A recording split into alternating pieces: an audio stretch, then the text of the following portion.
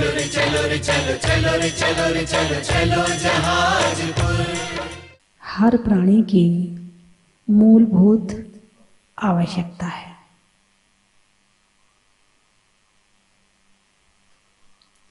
लेकिन आत्मा के लिए भोजन उसका स्वभाव नहीं है।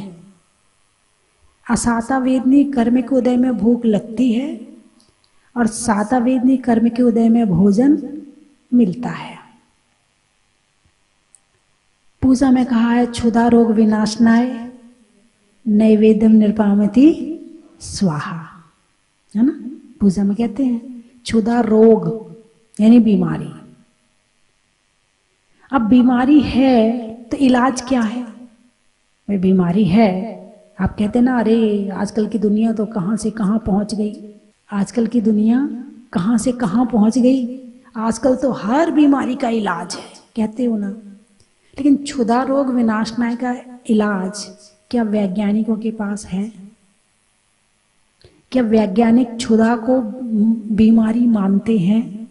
जो आत्मा को जानते ही नहीं है वो भूख को बीमारी कैसे मानेंगे?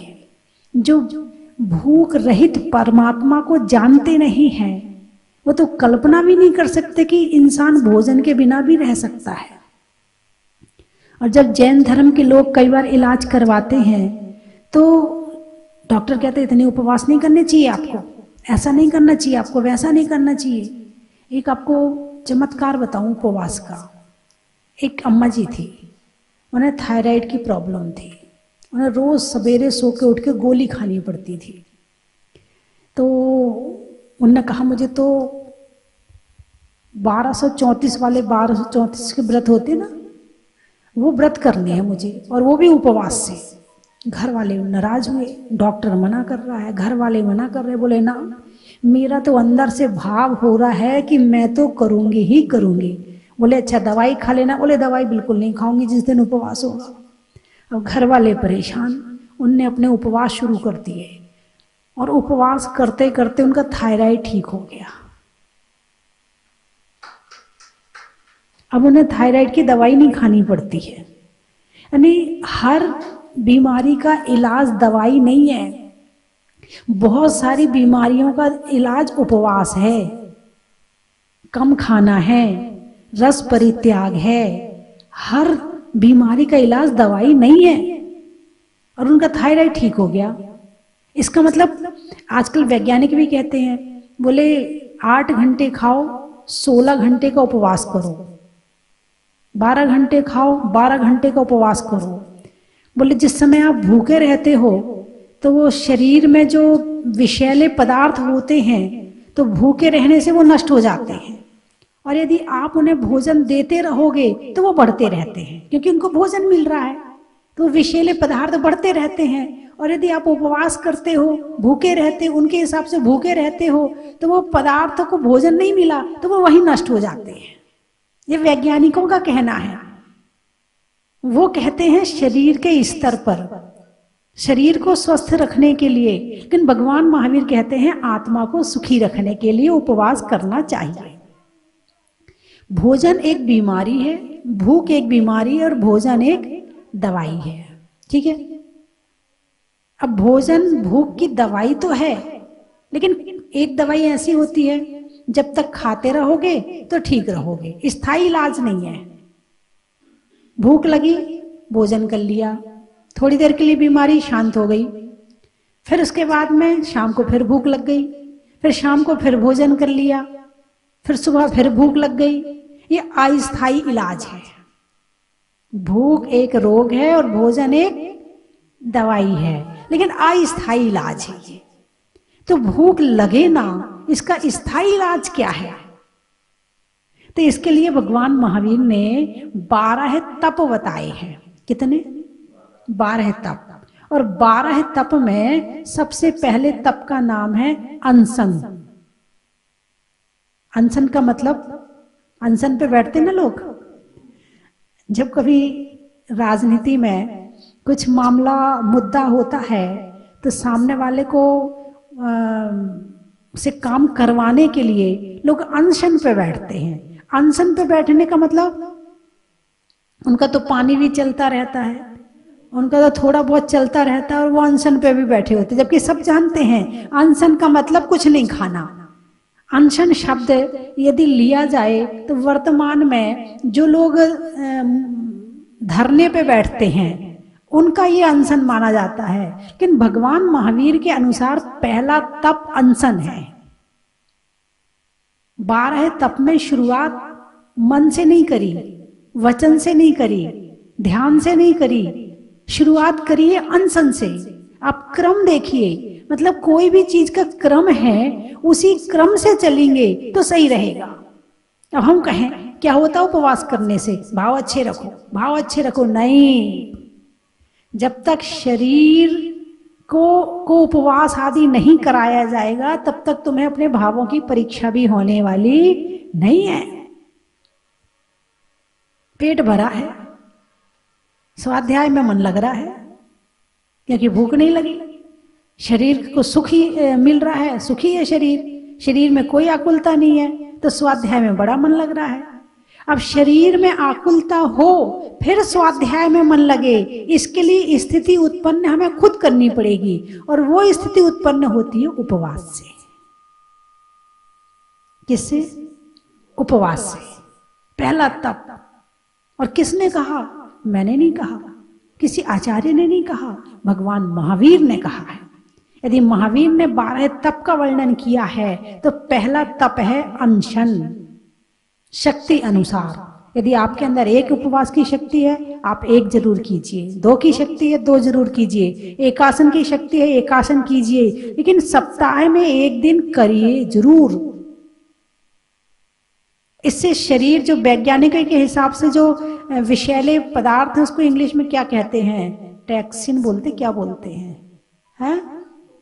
टॉक्सिन, हाँ, वो निकल जाते हैं उनके अनुसार। और भगवान महावीर के अनुसार उपवास में बहुत कुछ मिलता है, अभी बताऊंगी आपको क्या क्या मिलता है उपवास से। तो सप्ताह में 1 उपवास, और एक और बात बताती हूं कि जितनी फैक्ट्रियां हैं वो सप्ताह में 1 दिन, हाँ जी सुभाष जी, बंद रहती कि नहीं रहती? रहती है ना। अच्छा, जितने ऑफिस हैं वो सप्ताह में 1 दिन बंद रहते हैं, ठीक है। जितने स्कूल हैं वो सारे बंद रहते हैं, ठीक है ना। अब शरीर भी एक मशीन है, हाँ या ना? शरीर भी एक मशीन है और ये कई मशीनों से मिलके बना है। हार्ट की मशीन अलग है, दिमाग की मशीन अलग है, पेट की मशीन अलग है, पीछे पीठ की मशीन अलग है ना। सारी मशीनें हैं, इसमें एक मशीन पेट भी है, और एक पेट मुख्य मशीन है। हार्ट, पेट और दिमाग, 3 मशीनें मुख्य हैं। यदि तीनों में से एक भी गड़बड़ हो गया तो पूरा शरीर गड़बड़ हो जाता है। और जो सारे शरीर को चलाने वाला है, सारे शरीर को शक्ति देने वाला है, सारे शरीर को ऊर्जा देने वाला है, वो है पेट। पेट जाता है, पेट में भोजन जाता है ना। पेट में भोजन क्या क्या काम होता है? जैसे फैक्ट्री में क्या करते हैं आजकल, वो जो भी मटेरियल होता है वो डाल दिया, वो डालने के बाद उसमें अपना माल तैयार हुआ और इधर से माल बन के टपक जाता है। जैसे कुर्सी है, मैंने देखा है, कुर्सी वाली फैक्ट्री में रुके थे, एक बार नाइट स्टे किया था, तो उन्होंने यहाँ से डाल दिया सामान, इधर से वो लिक्विड हुआ, लिक्विड होके वहां पे जो डाई थी उसके अंदर आया, वो कुर्सी का आकार लिया, फिर आगे जाके सूखा और वहां से एक कुर्सी टपक गई, है ना। ऐसे आप जैसे मशीन में आपकी मिक्सी होती है, मिक्सी में आपने सामान डाला, बटन दबाई, मिक्सी ने पीस दिया, आपने उसे निकाल लिया, ठीक है। इसी तरह से कपड़े की मशीन होती, कपड़े धोने की मशीन, आपने उसमें पानी डाला, सर्फ डाला, कपड़े डाले, बटन चालू कर दिया, मशीन ने धो दिए, तुमने निकाल लिए। मशीन का काम है काम करना। ऐसे पेट एक मशीन है। आपने भोजन डाला, क्या डाला? भोजन डाला, भोजन डालने के बाद पेट में फिर उसकी पिसाई होती है, कुटाई होती है, फिर उसको पकाया जाता है। हाँ, पूरा काम होता है। आपका काम तो केवल डालना है, बाकी काम आपका नहीं है ना। फिर उसकी पिसाई कुटाई, फिर उसमें से बंटवारा होता है, कितने का खून बनना है, उसमें से ब्लड बनना है, उसमें चर्बी बननी है, उसमें हड्डी के लिए भी जाना है, उसमें सिर में भी जाना है, उसमें आँख की ताकत के लिए भी जाना है, उसमें कान में भी जाना है, उसमें नाक में भी जाना है, उसके पाँव में भी जाना है, उसकी पूरा बंटवारा होता है और सबको हिस्सा अपना अपना मिल जाता है। ठीक है, तो पेट एक मशीन है, मशीन को सप्ताह में एक दिन बंद रखना चाहिए। अरे बोलिए ना, हाँ या ना? रखना चाहिए कि नहीं रखना चाहिए? यदि आप मशीन 24 घंटे चलाओगे जल्दी खराब हो जाएगी, और जब जल्दी खराब हो जाएगी तो तुम बीमार हो जाओगे। और पेट खराब, जिसका पेट खराब उसका मन खराब, जिसका मन खराब उसका दिमाग खराब, और जिसका दिमाग खराब उसका जीवन खराब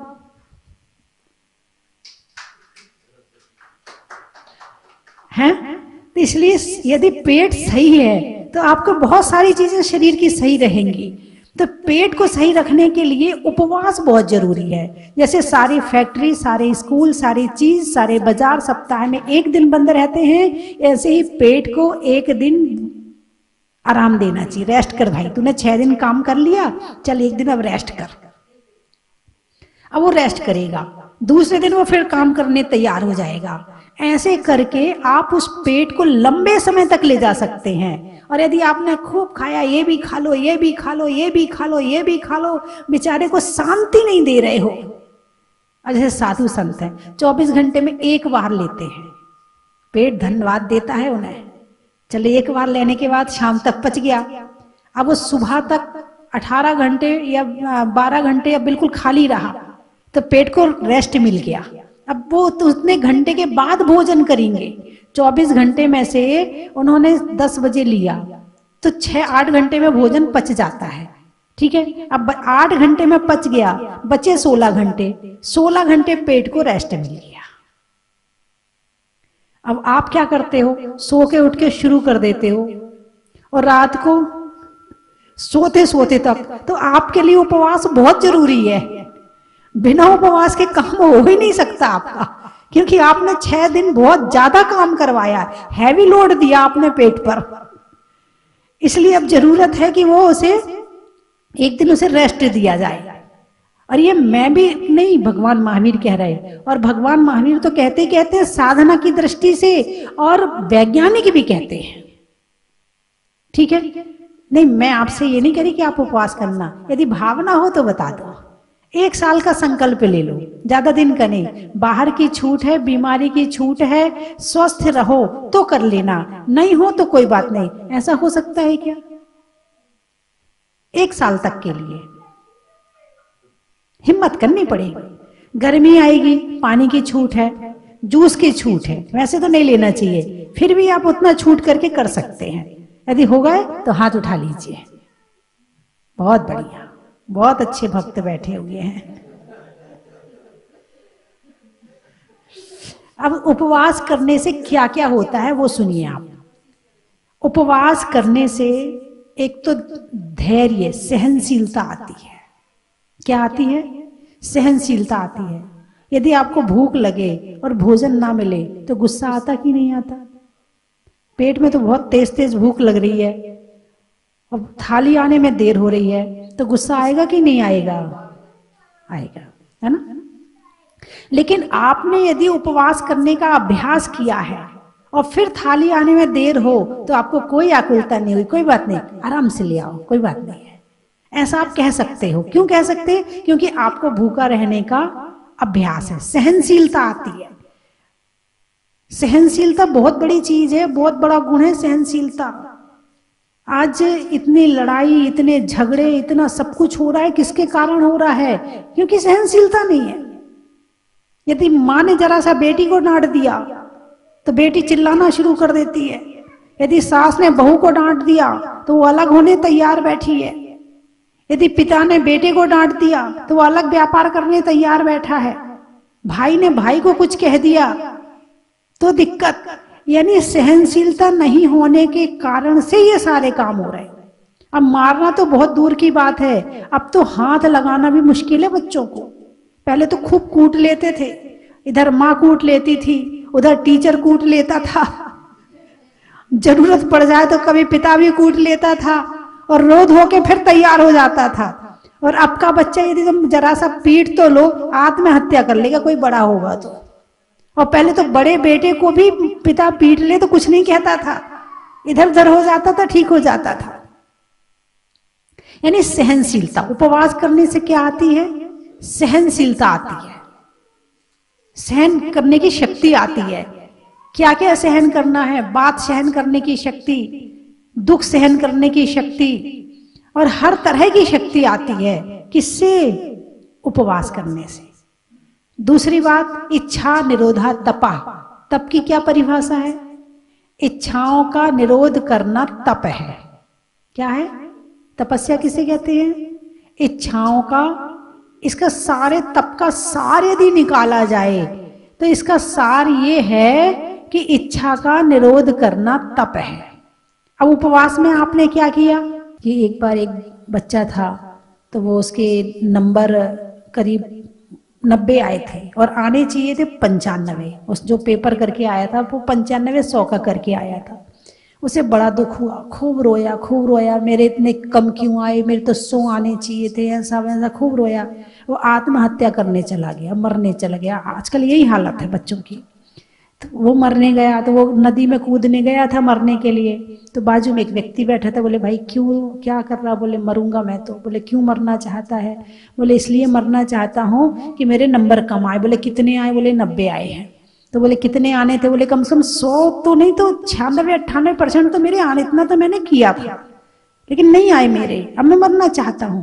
बोले देख, तू मरेगा तो अगले जन्म में फिर से काखा काख से शुरू करना पड़ेगा, और अभी 95 आए हैं, तू मेहनत कर ले तो अगले बार 100 आ जाएंगे। तो अब तू 1 साल यहां पर खत्म करना चाहता है, 1 साल यहां पर रिकवर करना चाहता है, या फिर से काखा काखा पढ़ना चाहता है? फिर तो तेरा पूरा माइनस में हो जाएगा। बोले ठीक है, मैं नहीं मरता, मैं 1 साल में कवर कर लूंगा, मैं नहीं मरूंगा, है ना। सहनशीलता, ये भी बच्चों की सहनशीलता आप देखो। 90% आ रहे तो रो रहे हैं, यहाँ तो 60% आ जाए तो दुनिया में सब कुछ मिल जाता था, ऐसा लगता था। 60 में पहले के समय में यही थे ना। 55 वाला भी अपने आप को गुड सेकंड मानता था, गुड सेकंड, सेकंड भी नहीं हूं, गुड सेकंड हूं। यदि 60 आ गए तो बहुत बड़ी बात है, और 70 आ गए तो जिला टॉप कर लिया है। अब वो 90 में रो रहा है बैठ के। सहनशीलता नहीं है बच्चों में, तो बिल्कुल भी पेशेंस नहीं है, बिल्कुल भी किसी तरह का। और इच्छा निरोध है तपा, इच्छाओं का निरोध करना तप है। और अनशन करके, उपवास करके आपने क्या किया? अपनी इच्छाओं का, खाने की इच्छाओं का निरोध किया है। और जब खाने की इच्छा, जिस दिन उपवास हो, भाई आज बाजार नहीं जा रहे, क्यों नहीं जा रहे? आज मेरा उपवास है। आपने बाजार जाने की इच्छा का निरोध कर दिया। भाई बच्चे गुस्सा मत दिलाना आज, क्यों? आज मेरा उपवास है। आपने गुस्से का निरोध कर दिया। आपने क्रीम पाउडर नहीं लगाया उस दिन, क्यों? आज मेरा उपवास है ना। अब कौन लगाए? जब भोजन नहीं कर रहे हैं तो क्रीम पाउडर लिपस्टिक क्यों लगाया जाए? जब अंदर नहीं खा रहे हैं तो बाहर क्यों लगाया जाए? आपने अपनी श्रृंगार का इच्छा का निरोध कर दिया। आपने नए कपड़े पहनने का निरोध कर दिया। एक उपवास करना मात्र नहीं है, एक उपवास करने से ना जाने कितनी सारी इच्छाओं का निरोध हो जाता है। लोग कहते हैं खाने में सुख मिलता है, लेकिन जो उपवास करता है ना, उसे पता है कि उपवास करने में कितना सुख मिलता है। यदि उपवास करने में सुख नहीं मिलता तो लोग उपवास नहीं करते। जिन्हें मिलता है वो करते हैं, और जिन्हें भी उसका स्वाद जाना नहीं है, उपवास में सुख मिलता है, इस बात को प्रैक्टिकल में नहीं किया है, वो कहते नहीं हमसे नहीं होने वाला, नहीं हम नहीं कर सकते, कोशिश करेंगे हम। अब आप कह रही हो तो कोशिश करेंगे, बाकी हमसे होने वाला नहीं है। लेकिन जिसने किया है उससे पूछो कि कितना आनंद आता है उपवास करने में, एकासन करने में, एक टाइम खाने में। कभी घी का त्याग कर दिया, कभी तेल का त्याग कर दिया, कभी नमक का त्याग कर दिया, कभी मीठे का त्याग कर दिया, कितना अच्छा लगता है। एक आत्म संतुष्टि आती है, एक मन में ये लगता कि हाँ मैंने कुछ किया है। और जिस दिन उपवास होता है उस दिन अपने आप चल माला फेर लेते बैठ के, क्या बात है, आज कुछ करना तो है नहीं, चलो माला ही फेर लेते हैं, जाप हो जाती है, चलो आज कुछ स्वाध्याय कर लेते हैं, आज ना उपवास है मेरा। बोलिए ऐसा अपने अपना भाव पैदा होता नहीं होता है। एक भोजन का त्याग ही उपवास नहीं है, भोजन के त्याग के साथ साथ इतनी सारी इच्छाओं का आपने निरोध किया है, ये उपवास है। इच्छाओं का को छोड़ना, भोजन छोड़ना उपवास नहीं है, भोजन के साथ साथ इच्छाओं को छोड़ना उपवास है। अभी हमारे आचार्य गे सागर जी महाराज ने 8 दिन के निर्जल उपवास किए, निर्जल, पानी भी नहीं लिया। विचार करो, जब वो 8 दिन के निर्जल उपवास कर सकते हैं तो क्या आप एक दिन नहीं कर सकते? 8 दिन में एक दिन, 10 दिन में एक दिन करना है तो क्या आप एक दिन नहीं कर सकते? अरे बोलिए ना। आचार्य सुमति सागर महाराज पूरे चातुर्मास में एक उपवास एक आहार, दूसरे महीने में एक उपवास, 2 उपवास एक आहार, तीसरे महीने में 3 उपवास एक आहार, और चौथे महीने में 4 उपवास एक आहार। मतलब भोजन करने से शक्ति आती कितनी है मुझे नहीं पता है, लेकिन उपवास करने से भी शक्ति आती है। और उपवास करने से आत्मबल बढ़ता है, आत्मशक्ति बढ़ती है, जिसे आप विल पावर कहते हैं। उपवास करने से विल पावर बढ़ती है। आप करके देखिए, प्रैक्टिकल करके देखिए, आप मेरे कहने से मत मानना, आप करके देखो कि ऐसा होता है कि नहीं होता है। यदि होता है तो आगे करते रहना। चलो महीने में 2 उपवास तो कर ही सकते, 4 नहीं तो 2 तो हो सकते, 15 दिन में 1। अरे बोलिए ना। हाँ, हमारे बच्चे डाइटिंग करते हैं, उपवास नहीं करते, डाइटिंग करते हैं। मैं दूध नहीं पीऊंगी, मोटी हो जाऊंगी, हाँ इसलिए तो छोड़ सकते हैं, मगर त्याग के नाम पर नहीं छोड़ सकते हैं। वो सुबह से कोचिंग गई है, कुछ नहीं खाया उसने, 4 बजे तक भूखी बैठी है। हाँ चल अच्छा, खाना नहीं, थोड़ा कमजोर शरीर, ठीक स्लिम रहेगा शरीर, थोड़ा कम खाएंगे तो। ऐसा विचार करते नहीं करते। डाइटिंग के नाम पर आप छोड़ सकते हो, मगर त्याग के नाम पर नहीं छोड़ते हो। जो त्याग के नाम पर छोड़ लेता है उसे डाइटिंग करने की जरूरत नहीं पड़ती है। और आजकल तो बहुत फैशन है पतले होने का, बहुत भयंकर वाला फैशन आ गया है। इतना भयंकर वाला फैशन आ गया है कि लोग अपने पतले होने के लिए खाना भी छोड़ते हैं और रुपए भी देते हैं। पहले उपवास करते थे, मान लो किसी ने नमोकार मंत्र के व्रत के उपवास किए, 35 व्रत होते हैं नमोकार मंत्र के, आप वही कर लो तो आपका व्रत भी हो जाएगा और आपके उपवास भी हो जाएंगे, दोनों काम हो जाएंगे हैं, और बॉडी भी सही हो जाएगी। जैसे नमोकार मंत्र के व्रत किए, नमोकार मंत्र के 35 व्रत करने के बाद में फिर वो क्या करते थे कि वो दान करते थे कि हमने आज 5100 रुपये यहाँ दे दिए, 11,000 यहाँ दे दिए, सामान ये बंटवा दिया, वहां आहार दान में दे दिया। पहले ऐसे करते थे, कब? उपवास करने के बाद। अब डाइटिंग करने के लिए पैसा देते हैं कि हमें जरा पतला कर दो। पैसा तो दिया जा रहा है शरीर के लिए, लेकिन वहां उपवास के बाद दान रूप दिया जाता था और यहाँ पेमेंट रूप दिया जाता है। और काम में दोनों बराबर हो रहा है, काम दोनों का बराबर। जैसे नमोकार मंत्र के 35 व्रत, रवि व्रत कितने होते हैं? 81 होते हैं रवि व्रत। हर रविवार को भी व्रत होता है, तो हर रविवार को होने वाला व्रत रवि व्रत कहलाता है। इसी तरह से भक्तांबर के व्रत 48 होते हैं। इसी तरह से जो पंच कल्याणक है उसके व्रत 120 होते हैं। तो ऐसे एक एक व्रत पकड़ते जाओ तो आपके उपवास भी होते जाएंगे, व्रत भी होते जाएंगे, और आपको लगेगा कि मैं कुछ कर रहा हूं। 14 चतुर्दशी कर लो, क्या 14 चतुर्दशी कर लो, 8 अष्टमी कर लो, तो आपकी ये भी हो जाएगी। तो और उस दिन आप जिस दिन करेंगे उस दिन आपकी पूजा भक्ति अपने आप ही मन करेगा, चलो आज व्रत है ना पूजा कर लेते हैं, चलो आज व्रत है ना विधान कर लेते हैं। ऐसा अपने आप भाव पैदा होने लगेगा। तो भोजन एक दवाई है और भूख एक रोग है, लेकिन ये इलाज अस्थायी है। यदि इसका स्थायी इलाज है तो उपवास, अनशन, अनोदर, व्रत परिसंख्यान, रस परित्याग, विविक्त शय्यासन और काय क्लेश, इसका ये स्थायी इलाज है। आप ये मत सोचो कि उपवास करने से क्या होता है, भूखे होने से, नहीं, बहुत कुछ होता है, बहुत परिणामों में शांति आती है। और आप अपने परिणामों को पकड़ना जानते हो ना, तो आपको प्रैक्टिकल बताती हूँ। जिस दिन उपवास हो उस दिन के विचार देख लेना, और जब पेट में भोजन जाता है उसके बाद के विचार देख लेना, जमीन आसमान का अंतर आ जाता है, विचारों में अंतर आ जाता है। यदि विचार को शुद्ध रखना है तो बाहर की चीजें जब तक हमारे अंदर आती रहेंगी तब तक हमारे विचार भी शुद्ध होने वाले नहीं है। इसलिए एकासन और उपवास को अपने जीवन का अंग बनाओ। जब तलक है जिंदगी ये सब तो चलता रहेगा, है? जब तलक है जिंदगी खाना पीना तो चलता ही रहेगा।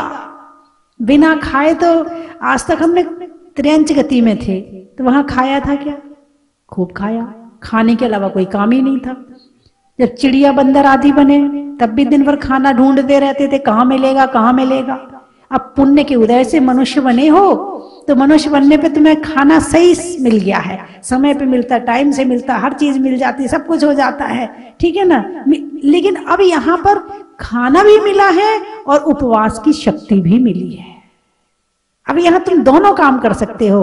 अब तुम्हारा ज्ञान तुम्हें क्या कहता है? यदि धर्म से जुड़े हो, आत्मा से जुड़े हो, तो उपवास करने का मन भी करेगा। और भोजन एक तो होता है जीने के लिए खाना और एक खाने के लिए जीना। आप क्या हुआ, आप लोग हंस रहे हैं?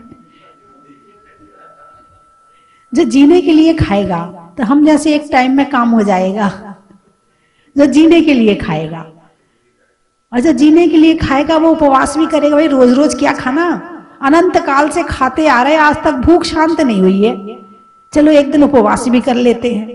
वो जीने के लिए खा रहा है और जो खाने के लिए जीता है, हमसे नहीं होने वाला, हम नहीं कर सकते, हमसे ये नहीं छूट सकता है, हमसे वो नहीं छूट सकता है। हम तो आलू के बिना रह ही नहीं सकते हैं, हम तो चाय के बिना रह ही नहीं सकते हैं, हम दूध के बिना रह ही नहीं सकते। और जब इस गति से मान लो त्रियंच गति में चले गए, वहां काय का चाय, काय का दूध, काय का आलू, काय का जो घास मिली वही खाना पड़ेगी। घास मिलेगी वही, वो वहां कुछ नहीं चलने वाला। तो यहां मिला है, लेकिन मिलने के साथ त्याग का ज्ञान भी मिला है। इस त्याग के ज्ञान के साथ साथ जीवन जियो तो तुम मनुष्य हो। और केवल खाने के लिए जी रहे हो तो फिर मनुष्य की श्रेणी में अभी पूरे रूप से नहीं है तो सही, लेकिन जो आगे बढ़ने की क्षमताएं हैं ना, वो मनुष्य शरीर में है। एक कुत्ता देवता बने ना बने कोई जरूरी नहीं है, लेकिन एक मनुष्य के अंदर देवता बनने की ताकत है। कुत्ते को यदि कोई समझाएगा, जैसे कि जीवनदर जी ने नमोकार सुनाया, तो वो देव बना। वो अपने आप नहीं पढ़ सकता था, लेकिन तुम अपने आप से धर्म करके तुम देव बन सकते हो, तुम ऊपर जा सकते हो। तुम्हारे अंदर क्षमता है, तुम्हारे अंदर शक्ति है कि तुम धर्म करके अपनी स्थिति को और ऊंचा कर सकते हो। केवल संसार में खाने के लिए नहीं आए हैं, किस लिए आए हैं? और उसमें भी जैन कुल, जैन धर्म सब कुछ मिला है, और यहां भी हमने नहीं किया तो फिर कहां जाके करेंगे? बिजली में तार का, शास्त्रों में समय सार का और मंत्रों में नमोकार का, लिखने में खत का, मकान की छत का और करने में नमोकार व्रत का, गाने में सुर का, नृत्य में नूपुर का, आने वालों में जयपुर का, कनेता, अच्छा, राजनीति में नेता का, युग में त्रेता का और आने वालों में कनेता का,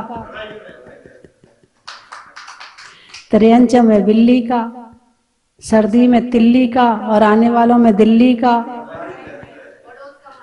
जेब में नोट का, नेता में वोट का और आने वालों में बढ़ोत का, चेहरे पर नैना का, बोलने में बैना का और आने वालों में मुरैना का, चिड़िया में चींची का, फलों में लीची का और आने वालों में रांची का। बोलिए 24वें भगवान की।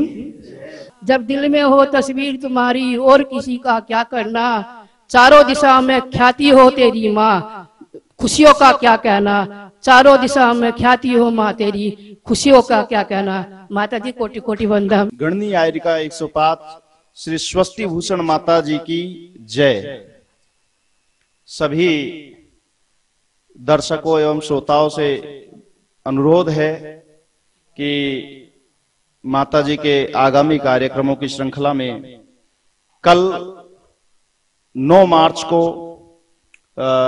मुरैना में संत निवास का शिलान्यास है एवं परसों 10 मार्च को जो मां स्वस्ति इंटरनेशनल स्कूल के नाम से मुरैना में बनने जा रहा है उसका भव्य शिलान्यास का कार्यक्रम है सुबह, जिसका समय सुबह 8 बजे है एवं 11 और 12 मार्च को श्री दिगंबर जैन पंचायती बड़ा मंदिर में भव्य वेदी प्रतिष्ठा का कार्यक्रम रखा गया है। सभी दर्शकों एवं श्रोताओं से विनम्र अनुरोध है कि वो भी अपने पुण्य का अर्जन करते हुए इस कार्यक्रम के सहभागी बने। बहुत स्वाति अपलक तुम्हें निहारे तो भी अखियां ना थक पाती, त्याग तपस्या नियम संयम का प्रतिमान तुम्ही हो, घोर निशा के अंधकार में बस दिनमान तुम्ही हो, तुमसे ही शोभा पाते हैं सूरज चांद सितारे, दशों दिशाएं धरती अंबर जिनकी नजर उतारे, जिनकी दिव्य देश ना पाकर हर्षित है जग सारा, तुम्हें नमन वंदन है गुरु मां धन्य है भाग्य हमारा, तुम्हें नमन वंदन है गुरु मां धन्य है भाग्य हमारा। और कष्ट कभी ना निकट आएंगे, कि कष्ट कभी ना निकट आएंगे है विश्वास हमारा, और जब तक हम भक्तों के माथे पर, जब तक हाथ तुम्हारा, जब तक हम भक्तों के माथे है हाथ आपका। मंदिर में आके हमारी बहुत भावना हुई और हमें बहुत अच्छा लगा। हम बार बार दर्शन करने के लाए और मुनि समाज का दर्शन करके जीवन को हम सफल बनाए। जैसे अद्भुत आनंद हो इस लोक में, इससे अद्भुत कुछ भी नहीं है। जगन्नाथ भगवान की जय हो।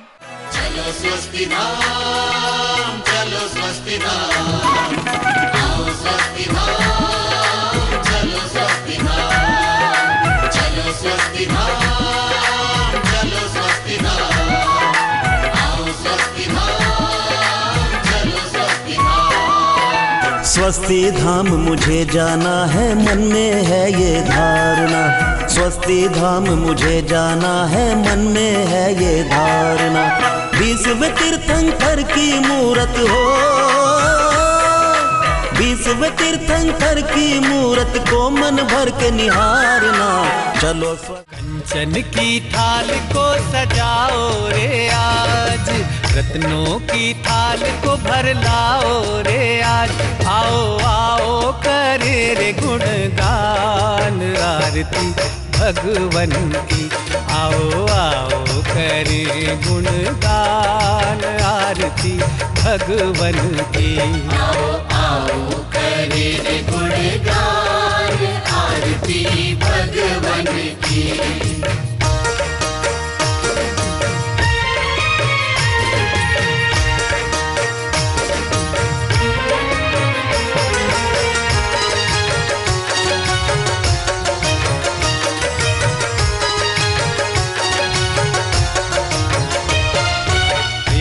सुमित्र के राज दुलारे, माँ पद्मा जी के नैनों के तारे, पिता सुमित्र के राज दुलारे, माँ पद्मा जी के नैनों के तारे। राजगृही में जन्म लियो आप, राजगृही में जन्म लियो आप, आओ आओ मनाए खुशी आज आरती भगवन की, आओ आओ करे गुणगान।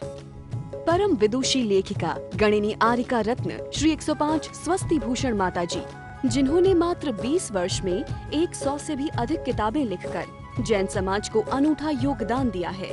बड़े बड़े विधान जैसे कल्पद्रुम महामंडल विधान, सिद्ध चक्र महामंडल विधान, इंद्रध्वज महामंडल विधान एवं विशेष जिनपद, पूजांजलि आदि महत्वपूर्ण साहित्य बहुत ही सरस, सरल व सुबोध शैली में लिखे हैं, जिसमें गद्य एवं पद्य साहित्य भी समाहित है। इन महान साहित्यों को पढ़कर आप भी अपने ज्ञान का विकास कर सकते हैं। साहित्य प्राप्त करने हेतु आज ही संपर्क करें। संपर्क सूत्र 7906062500 9868345768।